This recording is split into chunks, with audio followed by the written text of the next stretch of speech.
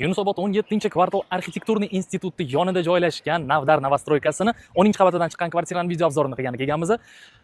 Novostroykamizning hovlilarida детский plashadkalarimiz bor, mashina qo'yish uchun joylarimiz bor. Tegida yana 2 qavat parkovkamiz ham bor. Domimizning o'zini ko'rinishi.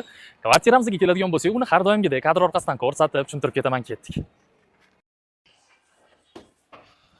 Xonadonimizga keladigan bo'lsak, 10-qavatda joylashgan 25.2 kvadrat metr umumiy maydonga ega. Prixoshkamiz shunaqa katta, keng, bir tarafi полностью shkaf bilan to'ldirilgan. Sanuzelimizga keladigan bo'lsak, совмещенный sanuzel, dush kabina, hamma narsa shu joyga sig'gan.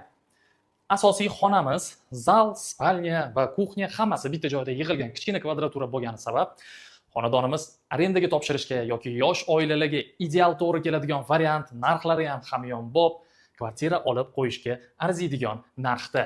Xo'sh, hujjatlarimiz notariusga tayyor qilib qo'yilgan.